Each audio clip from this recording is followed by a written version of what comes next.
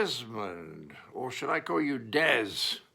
I have been asked by Becky, who describes herself as the middle child, and her husband Ben and Becky, have paid me good hard-earned money to talk nonsense to you. But I must say, it's most interesting. You're 66 and you're a Holy Grail fan.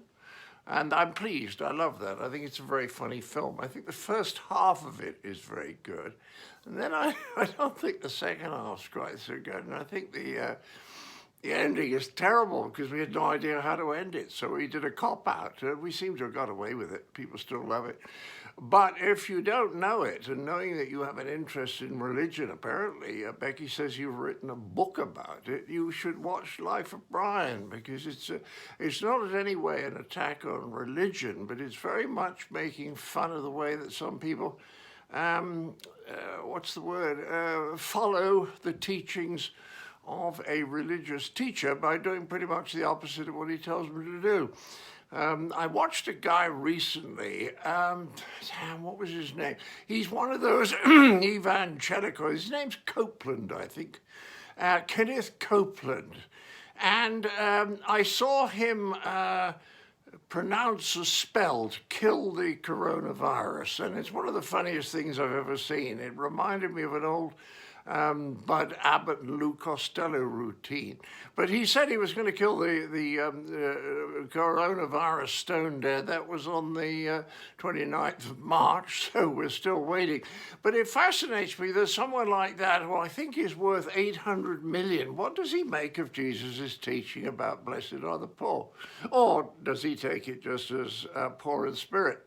And you can take that business about the camel not being able to pass through the eye of the needle. I suppose that could also be about spirit, or what I think of as ego, normal, boring, secular ego. Anyway, you've also written books on chess, and I play chess with myself every evening. I make stupid mistakes. I much prefer playing on my own, because then if I make a mistake, I can have it back without disappointing anyone. And you also know all about music, which is a total mystery to me, although I've just started to try and write lyrics for a musical based on Fish Called Wanda.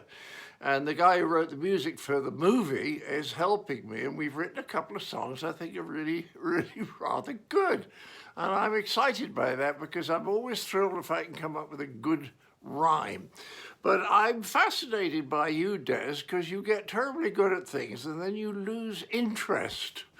And I never have that. I mean, I always wonder, do I really want to know this stuff? Religion's a particular interest of mine. Or is it so that I can go off and talk about it? Is it just ego? I'm very proud of my humility, all those paradoxes. So they also tell me, or they, being Ben and Becky, or Becky and Ben, that's the right order, they also say that you're an American person. And they describe you as silly, which is only good, because I'm only interested in people who are silly and just a little bit crazy. They're the only eccentric ones that are worth spending any time with. So any advice for your golden years? Yes, try and find something that you get really good at and then go on enjoying. Good luck with your search. I wouldn't like to have that problem.